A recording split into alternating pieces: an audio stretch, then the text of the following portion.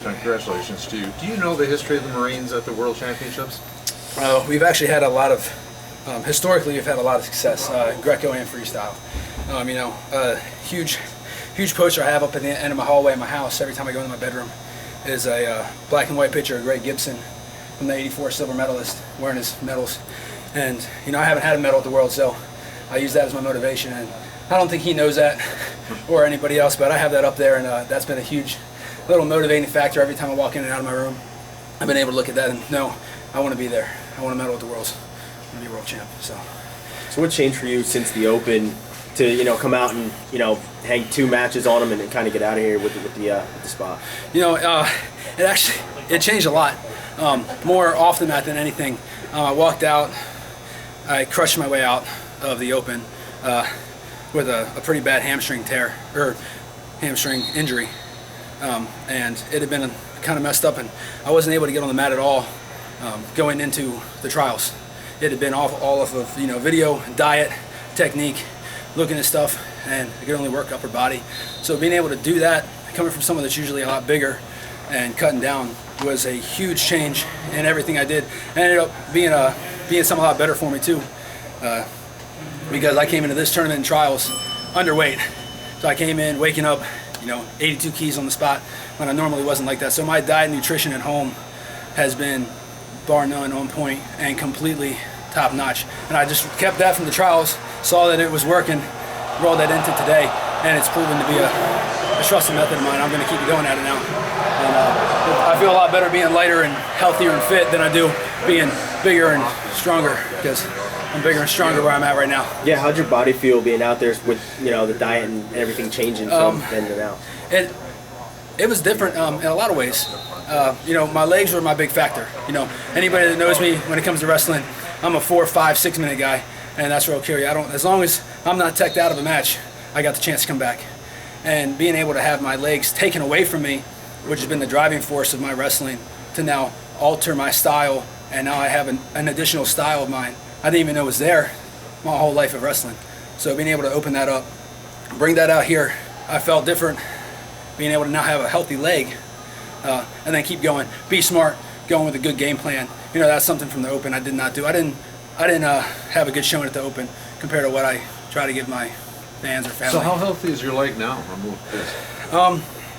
It's taped, and I have a rehab every single day, 7 days a week, with our trainers and stuff. But I haven't done any weights or anything yet, or ran. But I have done the wrestling, the pummeling, and I'd say it's good enough to go through matches and practice. Right now we're going to keep training to get ready for camps.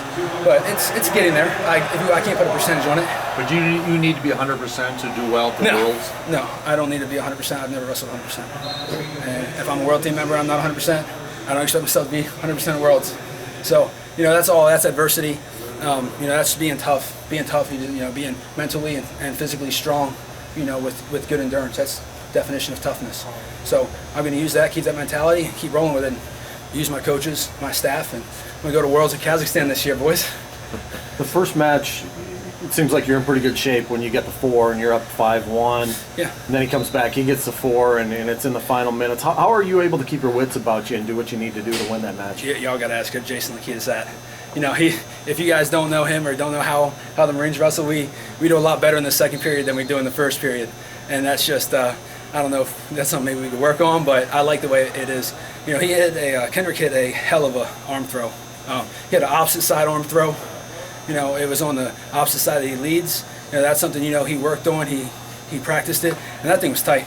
Coming from someone that's been working on arm throws for years now, that was impressive. I got done, I was like, wow, that was a hell of an arm throw right there. I was not, out of the whole his repertoire, I was not expecting an opposite side arm throw to come out of it. So, being able to just take that, battle back from it, knowing that he would have to do the same thing. We both had 4 pointers, match was tied. Just a matter of who wants it more, who's willing to go deeper. So, doing a lot of swim rehab, it's all about, going in the deep end, trusting your body, trusting yourself.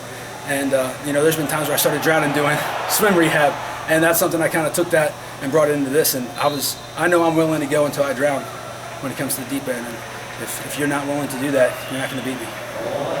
So the Marines might have the loudest cheering section here. Could you hear them when you're on the mat? Marines have loudest cheering section. I think you just need a couple of them, and they'll have a cheering section right now. We might not have the biggest branch, as you know, Marines are the smallest branch in the armed services, but we're a pretty tight knit group. We got guys that travel states and states away just to come up here just to watch a couple matches today. So it's a brotherhood. It's something, not anything away from the Army. It's just a different. It's a whole different type of camaraderie. Something you keep for decades and until the end of your lifetime. And it just shows out there. When I'm motivated and I'm winning, they're winning. When they lose, I lose. So we take that to heart every single day. Defending a lift. That's his go-to. Did you put a focus on it leading up? Yes, I won't lie. I put a focus on it. I'm going to take what my opponents do, and I'm definitely going to try and find a couple things. I was expecting him to go for it more, but the one thing I kept finding is I keep worrying about defensively, him getting on top of me. When if I do my job standing, he's not going to get the chance. And he got the chance one time, and I think he knew right away I was ready to defend it. I had a couple things up my sleeve ready for it, and he went for a couple different other things instead. So it worked out. I'm happy with it. If anything, he might not have used it, but I know what my other guys, when it comes to Worlds, are going to use. They're going to use that reverse lift. So I'm going to keep moving forward, and hopefully I can use him, and he'd be willing to help me learn how to defend it even better, because to learn from the best, beat the best. In that first match, it looked like he was continually getting into his offense the whole match, but you were able to shut that down in the second one. What were some adjustments that you were able to make? Probably the same adjustments I wanted to come into this tournament with that I didn't quite do in my first match. He's a left leg kind of guy, and he's very good at getting into the body, and he definitely beat me a lot in the open with that, and I saw those mistakes. And then we went back again right after the match, and I won, and everybody else is happy, but I was really upset at myself due to the degree of pummeling that I had. And my pummeling was not up to what I wanted it to be, and I fixed it in the second. But it was just moving my feet into a different direction, circling a different way, pummeling to the right side, going for my offense, because if I'm out there wondering about and worrying about his defense or his offense and worrying about my defense, I'm going to lose, because I can't go out there worrying about how he's going to beat me. I have to go out there with my own offense. So my own offense helped out with that a lot. One more. You and I went over this in October last year while Budapest was wrapping up. This seemed like it was almost, this wasn't just an athletic goal for you. No. It's almost like you're shouldering a responsibility. I am. Now that the moment is here, does it feel the way you imagined it would? It feels every bit of it that I can. I have one thing I noticed was that I brought my wife and kids out to the trials, and I didn't know if I was going to be able to make it a minute. I ended up making it through the whole tournament. And having my boys out there having kids, that's something else that you can't quite put a tag on it for the amount of strength that those boys give me. And it's definitely been a huge difference. But coming back to the team and being known as the veteran of the team, being the old guy since I came in 2011, and being that one guy on the national team, and then I'm pulling, and you see the Marines now, they get 4 guys on the national team last year. Now we got 6 guys on the national team. It's multiplying like rabbits out here when it comes to the Marines. But being that first guy, being the leader of the enlisted, for the team, holding that burden and trying to lead them from the front as a true leader. I've had that burden the whole time, knowing that if I can't do it, I don't want to charge one of my guys for doing it. And having this ability now, saying I'm a world team member, now we all can be world team members. We can all do this, and just proving that point and showing them what it takes to win. It's gonna be leaps and bounds. And I'm not gonna be the last world team member you see, and I know that for a fact. I can put money on it. Congratulations, John.